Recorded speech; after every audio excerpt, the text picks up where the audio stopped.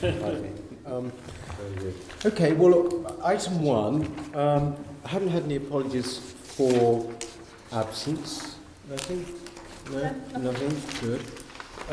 Thank you. Item 2, declarations of interest. I do think we have one this week.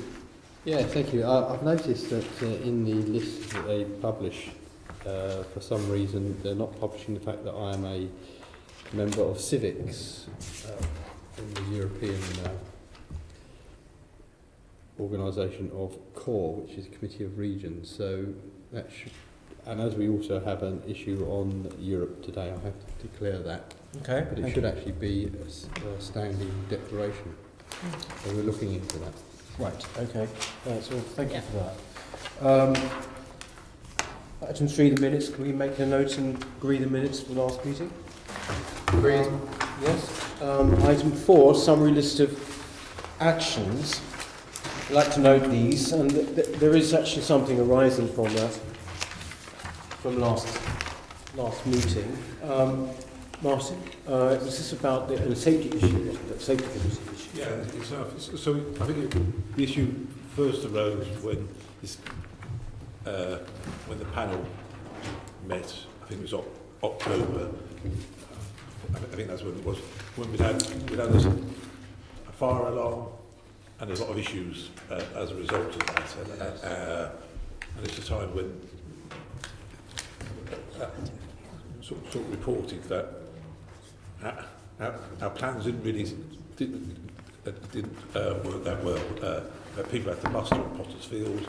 That was closed off, and there was no signage, directing staff. We had issues of getting people out of the building. Complaints about the communication, and of course, and that was the occasion when the lifts would have action. So when we came back, when we found the false alarm, everyone had to trudge up the steps, and then that issues we found that we had staff who were unable to go upstairs. So it just raised a lot of issues which hadn't been picked up in our usual fire drills, and I explained to this committee that I'd asked for investigation. Simon Grinter, head of affairs, and he did a report just before Christmas to the Health and Safety Committee. We set out what went wrong, what lessons to be learned, and the fundamental things we did pick up. And he's been running the programme.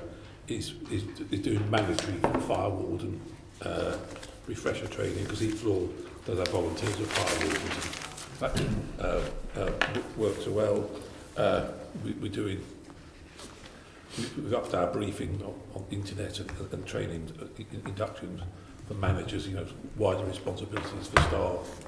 Make sure if people have got sort of disabilities there, because you are picking it up in their personal sort of evacuation plans. We generally pick it up for people who obviously self-declare, but be proactive.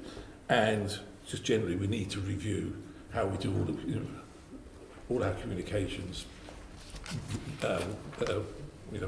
When we do the drill, or when we've got alarm, and they've got revisions in place for that.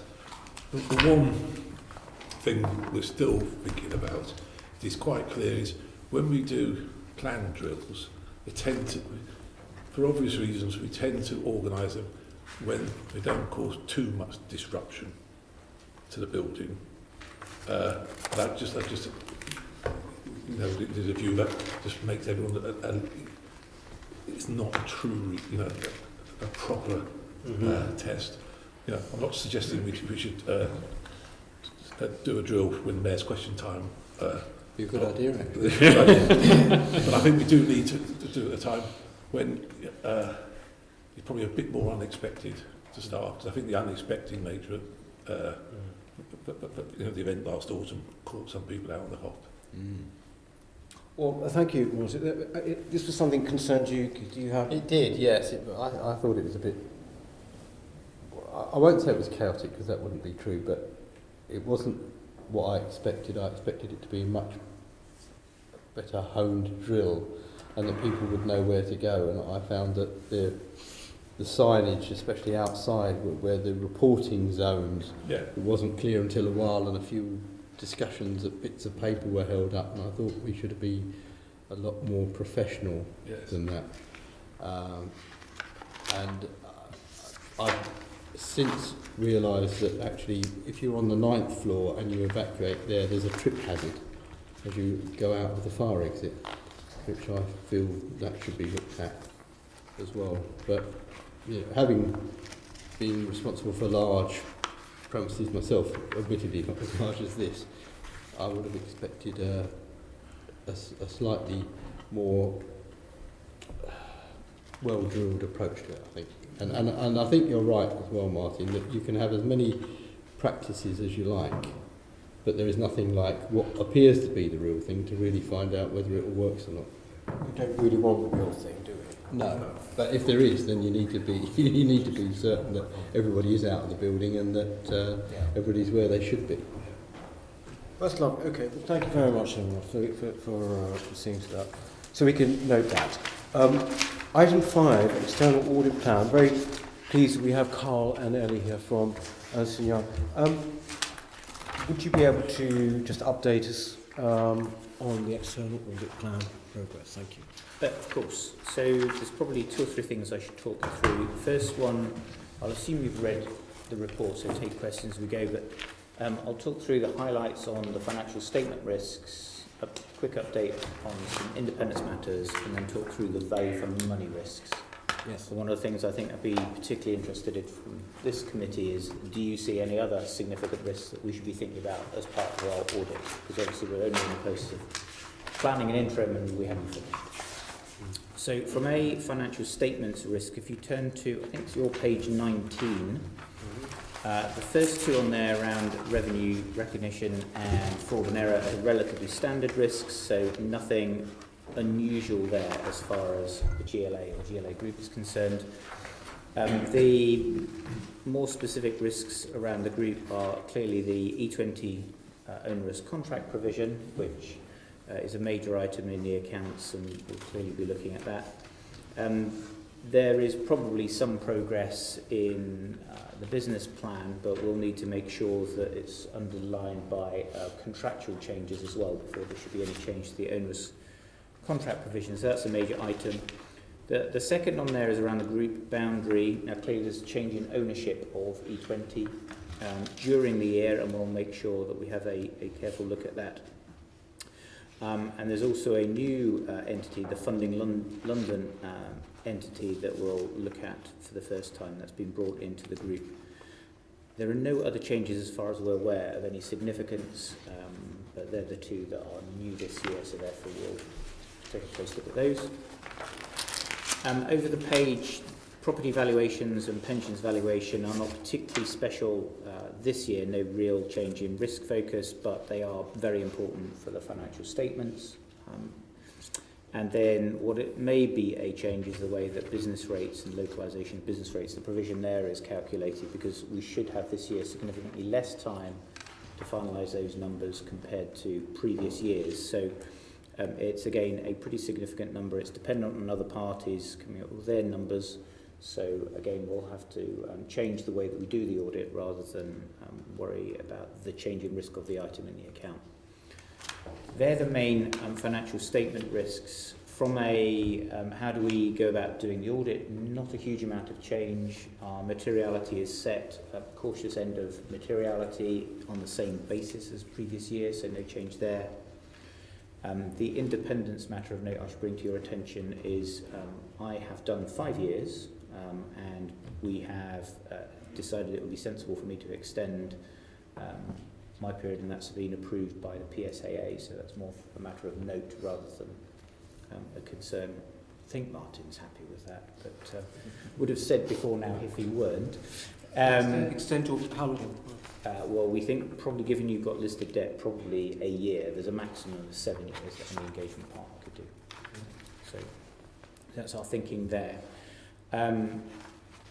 That's a rather quick canter through the financial statement risk, financial statement audit. Before we go on to the value for money risk, are there any other items within the financial accounts that the audit committee might want us to think about or focus on? Members? No questions? No? No? I think we're fine, actually. Okay. Thank you very much. So a quick summary then on value for money, just that'll be on page, page 32. Ellie was so keen to come, she thought she better do some work and present. So you'll be aware that alongside our financial statement risks, we also have to issue a value for money conclusion. So we focus on 3 particular areas: taking informed decisions, deploying resources in a sustainable manner, and working with partners and other third parties. We've identified one significant risk which cuts across all 3 of those areas, and it's linked to your relationship with your functional bodies. So the first part to identify is around London Legacy Development Corporation. The Cultural and Education District project has been ongoing, and this year a key milestone has been finalisation and submission of the full business case. As you know, the GLA is exposed to financing risk because it's underwritten the project, so that's an area that we've considered. Cole's already spoken about the changes around E20 and again the financial implications of those, so I won't repeat those. He's also mentioned the changes to the group. Just the other thing to bring out around value for money is the interplay between achievement of the GLA's objectives and the need for GLA to reduce as far as possible its financial exposure. So we'll be looking at that and also just the way that the financial exposure is reflected in the group's long-term planning. Thank you very much. So similar question, I guess, to the financial statement risk. Are there any other value for money risks that you're particularly concerned about that we should be at least thinking about? I think we're fine. Thank you very much. Thank you. So that's probably all we needed to say by way of summary. So if there's any further questions, we're happy to take them, otherwise we're done. No, we're fine. Thank you very much. Thank you for that. And that's noted. We now go to item 6, which is the internal audit report. We're going to start us off with these. First of all, if we could turn to the first one, which would be the review of housing zones. That received just an adequate evaluation, didn't it? So basically, we've got Jamie here. Thank you very much for coming, Jamie. Start with Jamie, actually. Yes. Yeah. Could you just sort of comment on this? Yeah, so this was specifically looking at the housing zones contract management and reporting. And probably the best thing is if I just jump straight to the 4 recommendations and just say what's happening in relation to those. I believe, yeah. So the first risk that was identified was in relation to over-allocation of the budget, which was a conscious decision taken with housing zones of having a budget of just 600 million, but made allocations of almost 950 million. And the recommendation was that we monitor that, which we have been doing closely. And I'm pleased to say that we've now largely managed out that risk. We've reached a pretty much final contractual position with all of the housing zones. There's a couple of schemes which are on hold, pending discussions with partners, which will either mean we're slightly over, in which case we'll need to reallocate resources from other housing and land budgets, or slightly under, in which case we could look to reallocate the remainder of the budget to other housing and land projects, but we'll be clear on that in the summer. Right. So that's the first risk. The second risk notes that there isn't a clear responsibility in terms of managing the post-contract management of loans, and that's something that we agree needs more attention, and we've agreed it's a priority action on the internal audit plan for 2018-19. So we'll be coming back to this meeting at some point next financial year. And that will be a review looking across housing and land, but also the Resources Directorate in terms of looking at where the skills and capacity exist and what's the best way of managing those. I've got June as being the report should be done by June, is that right? Julie? June is the date for the action, for management action. We'll conduct a formal follow-up and bring that back to you next year, which is likely to be, I would think, in the 3rd quarter to give the organisation a chance to fully implement. Okay, thank you. The third action was in relation to the Housing Zone Steering Group and a recommendation that terms of reference is produced. That has been produced. And the fourth action was in relation to the Housing Zone Steering Group again, and a recommendation that as a matter of course the number of homes which are completed is reported to that, and we've adapted our process to make sure that's reported to every meeting. Have you any questions on this? Just one, actually. Yes. Keith. Jeremy? Yeah, on page 66, we just look at that. Number 2, audit assurance. In the audit assurance, you say, rather reassuringly, that key risks are being managed effectively. However, a number of controls need to be improved to ensure business objectives are met. Have you covered that in what you've just said, or is there anything else you want to add to that? That's our opinion, Keith, of having looked at it in its entirety. And what Jamie's just described are those areas that need to improve. Yes. So we need to see those actions that are in the table fully implemented, and then we're hopeful next time when we come back to you we can give you further and increased assurance. But we're content the action plan is addressing those areas that need to be improved, as Jamie has described.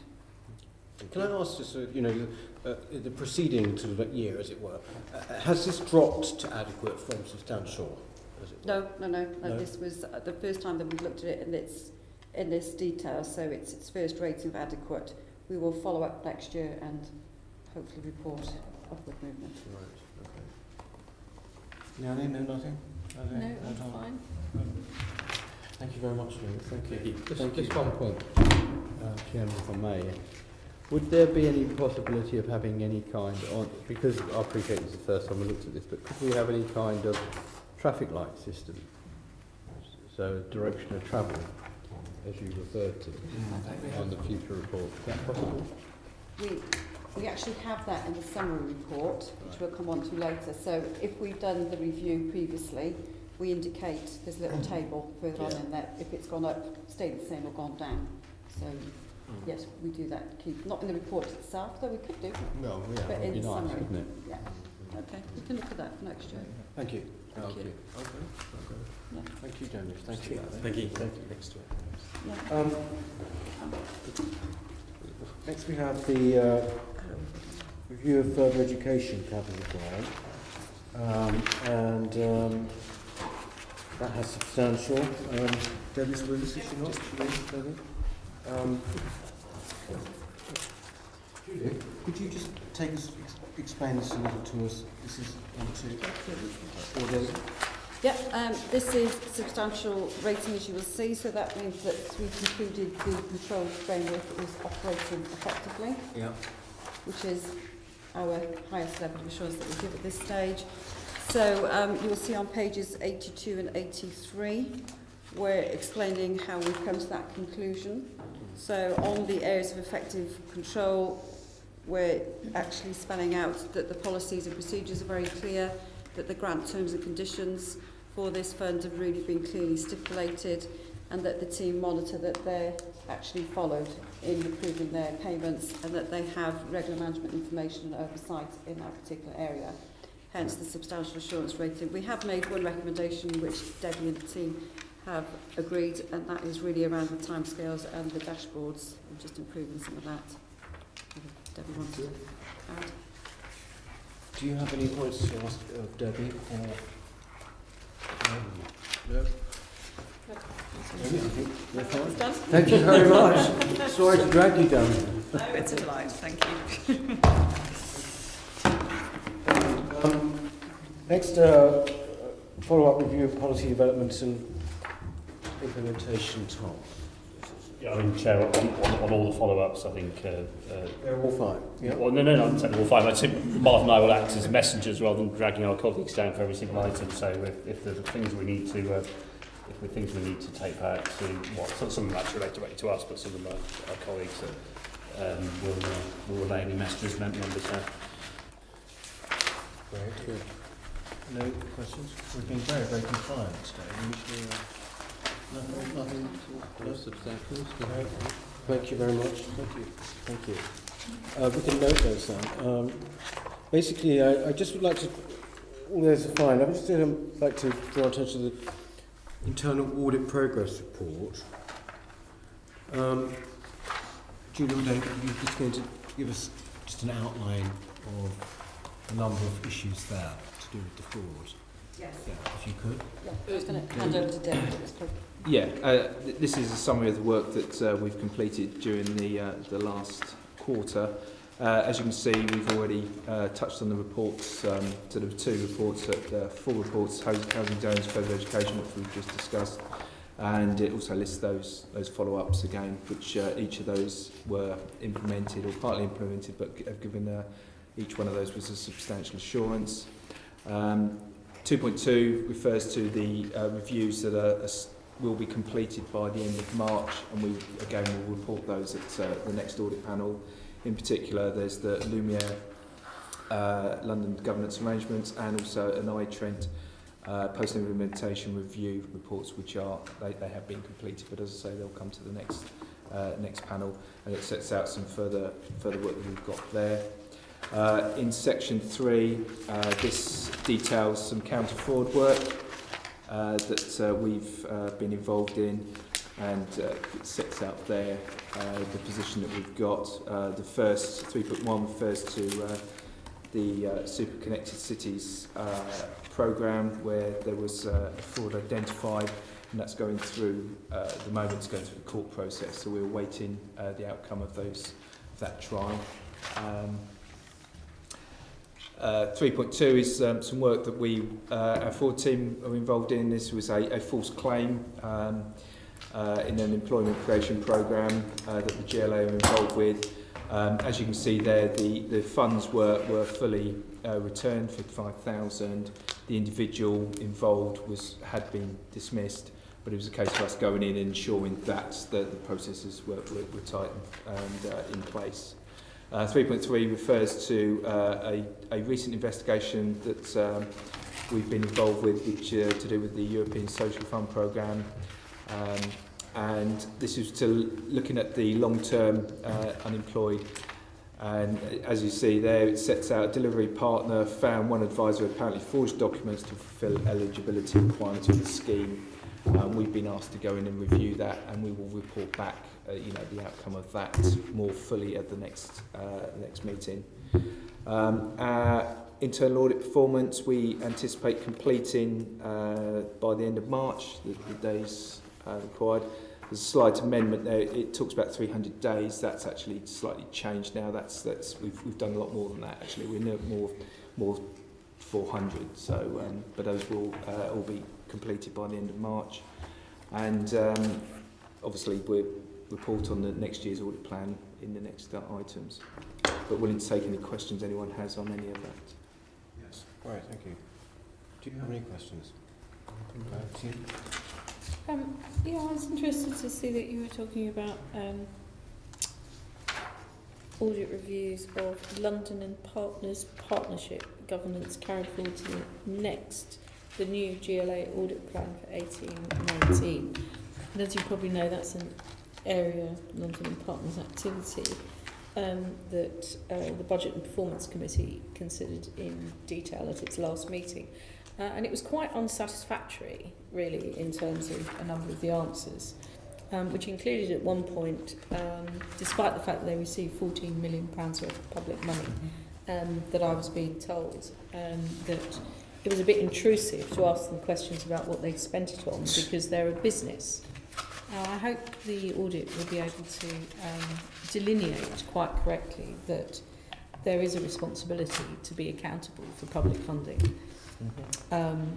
Even if a lot of what you're doing is of private nature, and indeed is a sort of mixed income scenario, which clearly they are, that we are going to be able to hold London Partners accountable for the spending of £14 million worth of public funding that they do receive.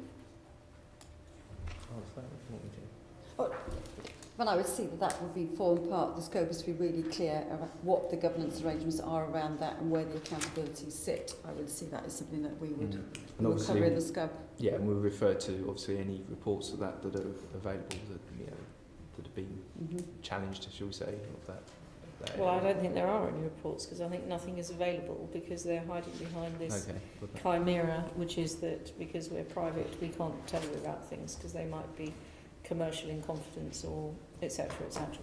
Which I'm afraid, I think if you're happy to receive money from the public purse, like housing associations, which we were just earlier on talking about the housing programme. However much money you're receiving, which might be considerably more in the case of housing associations, you then have to do some public declaration about the allocation of those resources.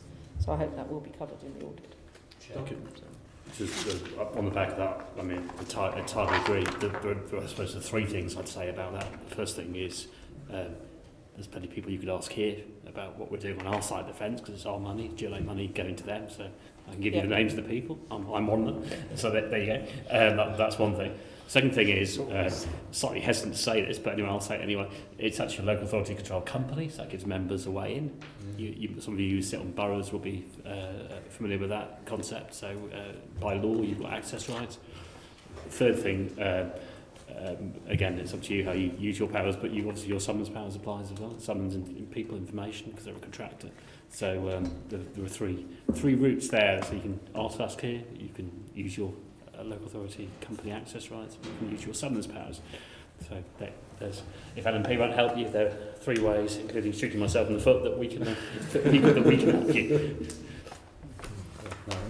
I'll resist getting out a gun. I think LNP will shoot me for saying that. But anyway, I've said it now. And taking that analogy any further in a practical sense, but I think those may be helpful points. In fact, I didn't pursue this line of questioning at budget and performance. It was another one of the Assembly members who sits on budget and performance, but a question was asked about whether or not an Assembly member might be a useful representative of the board. And we were, in fact, of course, advised that because we're Assembly members and not from a business background, that we'd be completely surplus to requirements, along with investigating what the £14 million is a bit intrusive for a business, etc., etc. Which is why I'm raising this question now, because I think the issue of governance and oversight of the company is quite important. There are some representatives from the GLA who have places on the board. So then when we ask questions about how many of the meetings they'd come along to, funnily enough, they hadn't been able to attend the majority of the meetings either. So I'd like that point to be looked at as well, and perhaps some recommendations might be helpful through this committee, as well as potentially pursuing matters with or without the capacity for shooting ourselves either in one or both feet. Thank you. Thank you. Do that. Thank you. Any other points to raise on that? No, I think that's I suspect that might be enough, Peter. Yeah, okay. Can we note those reports? It might be worth touching on the audit, internal audit plan as well. Appendix 4. Yeah. That's due date as well. No, we've done that. We've been through this. You just mentioned that. So, sorry, what did you want to say to me? On Appendix 4 page 419, Chair, is the plan for next year. So we've just looked, if you like, back in the last quarter what we've done. This is the planning for next year. If I could just give you a quick overview of how we've come to the plan, and just give you some highlights of what is actually in it. So this is a plan that enables me at the year end to give an annual opinion on the risk and control environments within the GLA. It's been drawn up in consultation with the senior management team, with particular reference to the corporate risk register and the programme risk register, which we're actually required to do under our professional standards. It's important that our plan looks at and reflects the organisation's risks, because one of my main jobs, if you like, is to give assurance that those risks are being properly managed. So you'll see that it's been cross-referenced to the risk register, which is the next item on the agenda. So we've tried to do where we can, go through and cross-reference. It has been agreed by the senior management team, but again, would welcome any views that you have, or if there's any areas that you feel that have been potentially missed that we can consider. You'll see on page 121 to 123 is the detail of those reviews. We will scope those when we come to actually do the areas in some detail. But you'll see there's a mixture there of some governance reviews, looking at those at the top part. We'll be looking at OPDC in the same way that we did this year on LLDC and looking at the oversight of those arrangements. There's quite a big piece of work in housing and land around the open project system, which is a recent development, and some significant work around the skills devolution work, and some major programmes including London Boroughs and Stepping Stones and Euro 2020. And over the page on 122, we previously mentioned the risk around GDPR, which is quite significant actually for all our clients, so it's not unique to GLAs, so we'll do some assurance work around that this year. And cybersecurity continues to be high profile again for all our clients. You'll see that treasury management, we've invested some time in that next year. There has been a fairly significant review recently that Martin's instigated of the treasury management function. So the intention is that we will come and look at that earlier in the year, but we will also come back and revisit it at the end of the year to see how that change has actually been enacted. And that's something that we think is important and has been agreed with Martin in particular and the management team.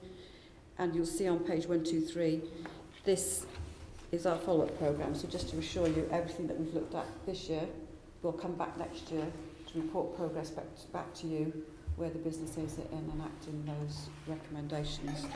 And we have an allocation for counter-fraud, but we've agreed with Martin if we need more resource on that during the year that we will come back and discuss and agree that as the year progresses.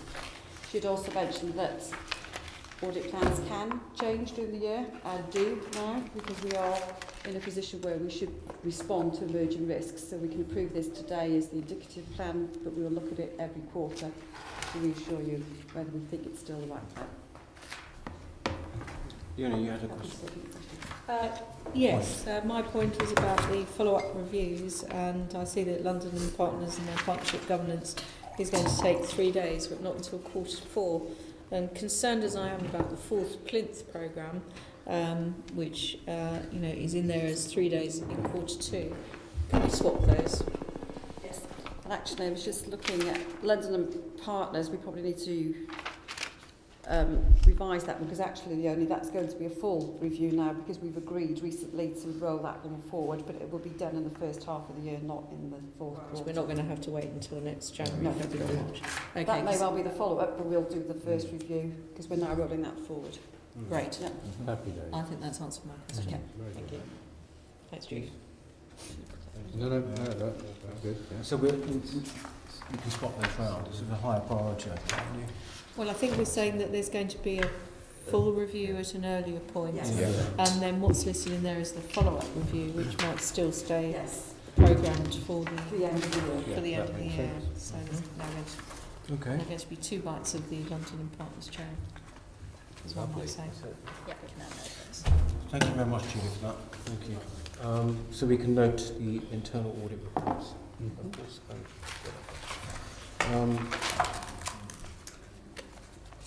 And also the plan. Item 7, corporate risk register. Tom. Thanks, Chair. Yeah, we bring this every 6 months to the panel. Happy to take your question. Can we note that? Unless you've got any points you want to make on those? Just obviously the biggest risk to the authority would appear to be the London legacy and E20. Recent events over the last week or so shows of inadequacies around there. Are we confident that we've got a handle on it? I think we're confident that we've been transparent and pointed out what the risk is. I think Martin's probably closer to it than I am, so I shall pass the baton to him in terms of what we're actually doing. Nicely done, Tom. Yes, thank you. Sorry, I missed the first part of the question. Well, I was just saying, Martin, that clearly the LLDC is the biggest risk that we have, and you may have noticed over the week or two that, well, obviously recently there was a change of ownership around E20, and recently there have been events which have identified that risk may be growing. I just wanted to make sure that we have a complete handle on it. Yeah, the answer is yes. You know, the relevant people in the GLA, for example, will be at the E20 board meeting this week. So we're fully engaged with what their plans are, and I'm, you know, and I'm probably it might be helpful for me to maybe concentrate more on the financial risk, because you probably referring to some of the operational matters which I'm not involved in. No, but that must. The fact that there may be a greater need for more security, and the fact that that burden lies on E20, yes, that should make it a financial concern for you, shouldn't it? So yes, so I'm not party to those discussions, but I know those discussions are very detailed. Parties involved, all the relevant people in the GLA, the Mayor's office are involved, and I say, and it's been covered by the E20 board, which is meeting this week. So I know there is action. I don't know the detail, but I also do know that we get the timetable for dealing with the financial problems that E20's got. Timetable for when we need, you know, to have a viable restructuring plan. It fits in the risk that Carl was saying. Look at the audit. You know, so the timetable is identifying what resources do we need to keep. But do we have a timetable? I don't have a timetable, but E20 and LLDC, you know, it's their current work. And I say there's an important board meeting at E20 this week, which so all will these matters we be are party to the outcome of that?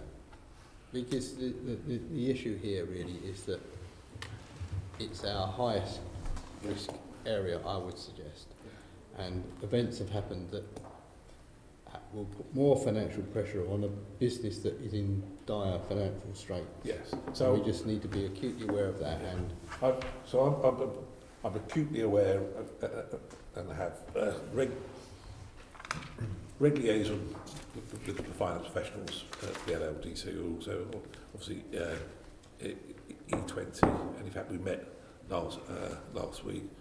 There is a paper being finalised at the moment. Will go to the E20 board, but since I am being consulted on that, and the mayor will have to take some decisions as well. So we are joined up on it. good. You know, I just feel a little bit. What's the next stage out of interest from an onerous contract? We have an onerous contract. What's the next stage after that? An even more onerous contract, is it? Well, you want me to offer some thoughts? Yeah. I mean, I guess to put it in context, the recent happenings are really not helpful. That's a good phrase. I understand, yes. But the relative cost of those compared to the onerous contract is relatively modest in the grand scheme of things. So the biggest issues there is the contractual nature of all of these different contracts, and the fact that because they're linked, you've got to move the seating around as well in between. So I think the thing that will change the onerous contract provision the most will be any change that can be made around those arrangements, in particular to reduce the need to move the seating quite significantly or reduce the cost of that seating move. So that's probably the thing that is most prescient in what will change the onerous contract, but it's also the most difficult, of course, because it's changing current contractual arrangements. Having said that, and I accept everything you said, of course,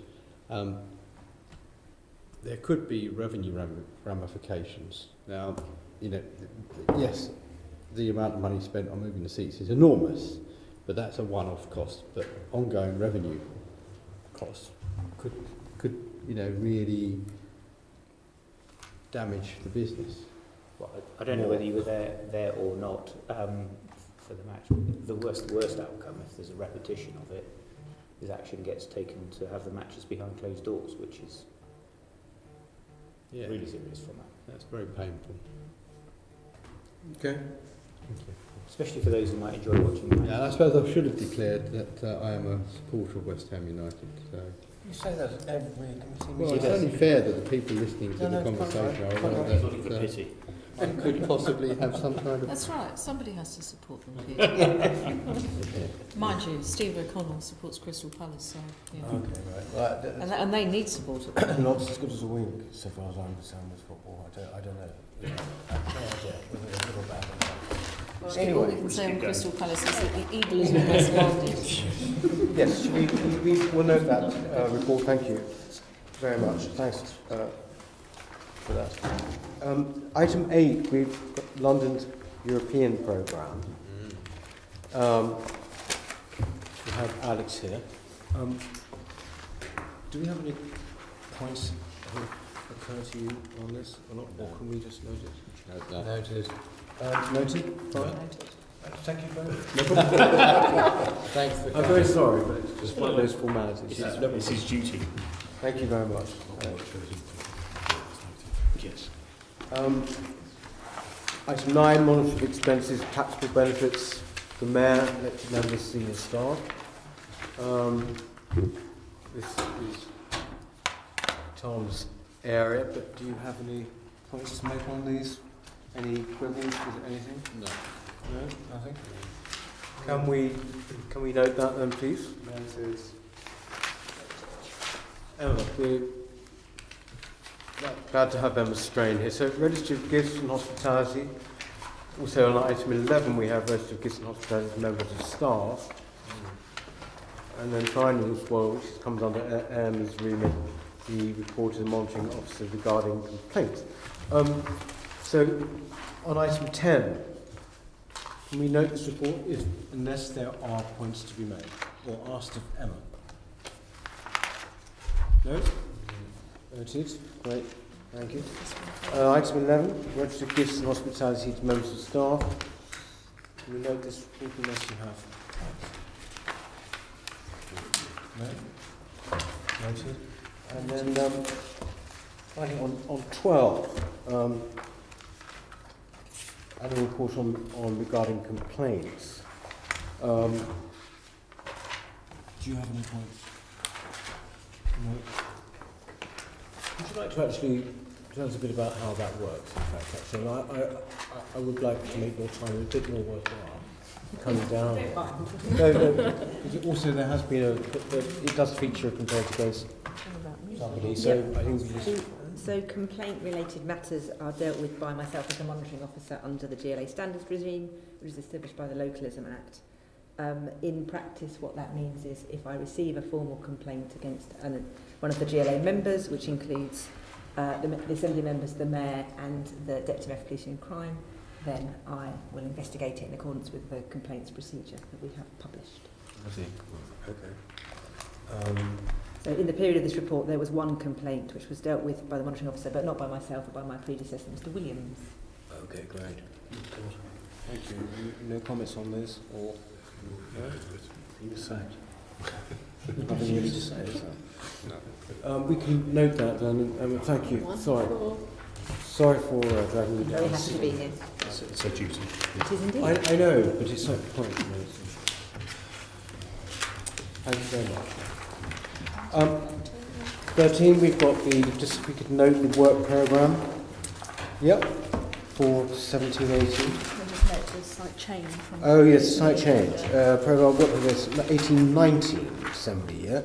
Now, due to London Europeans programme audit cycle changing, we will receive the annual report each March rather than October. Can we note that? That's fine. Yeah. Date of the next meeting is Wednesday, the 18th of July, 2018, 2 p.m. in this very room. Okay, noted. And any other business? I have none. Unless anyone else does? No, thank you. Thank you.